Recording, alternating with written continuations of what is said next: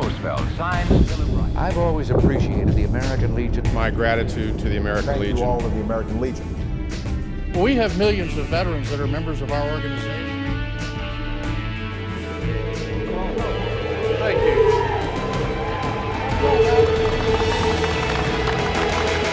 The American Legion was created in 1919 to support its veterans who were not treated properly when they returned from World War I. The American Legion has a very large infrastructure.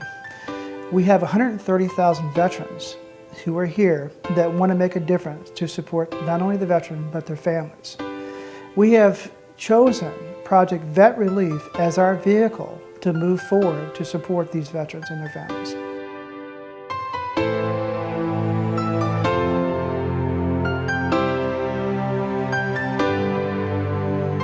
So often our service members come back and they don't know where to turn, they don't know what to do. They have a chain of command in the service, in the military, and transitioning that into civilian life can be oftentimes very difficult. When you have a problem in a small community, everybody gets together and helps them, and that's what we're trying to do, is give them relief that we're there for them. We're fighting for them as they fought for us. There are many needs of the veterans. Depends on where they are in their life. Of course, the younger ones, there's problems with transitioning from military service to civilian life. And those that are in their middle years, they might have problems with employment or lack thereof. And of course, as they get older, the veterans have problems with their health and winding their way through the VA system, trying to get benefits, pensions, and health care.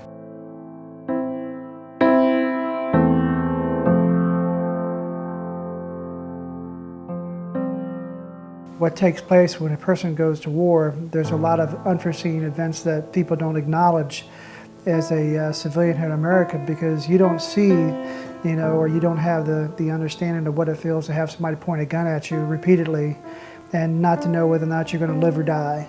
These veterans that come back have been through that again and again and again, especially with the war that we've had go on. Not did they have one deployment, but typically they had 5, 6, 7 deployments.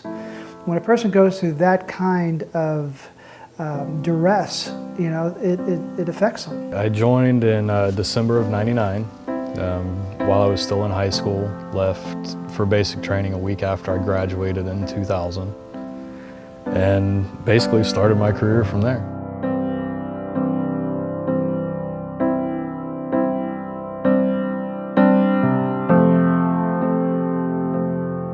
After my third tour in Iraq, after I had gotten hurt and everything, on my birthday in 2009, they told me they were gonna retire me, that they weren't gonna hold me in service anymore.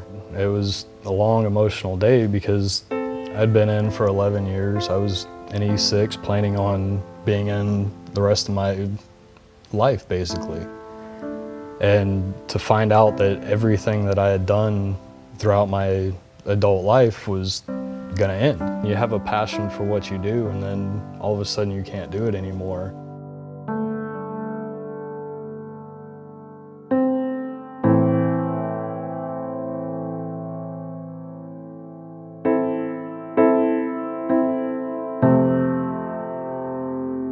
Project VetRelief stepped in and helped cover the food costs for my family so that they could stay close, to help with the financial burden of not being at home, not having your groceries and all of that.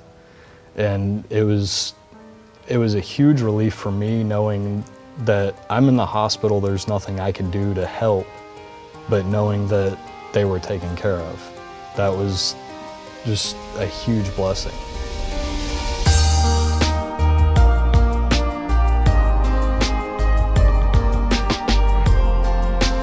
You have a service member who was going through a hard time.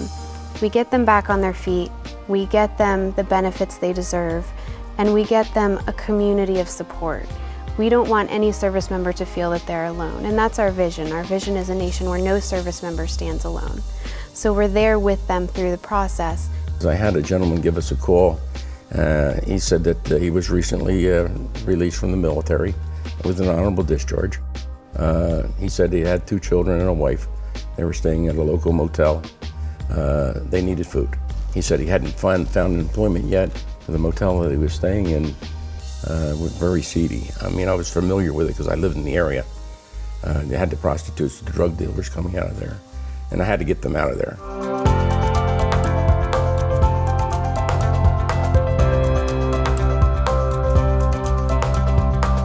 2 weeks later, he gave me a call.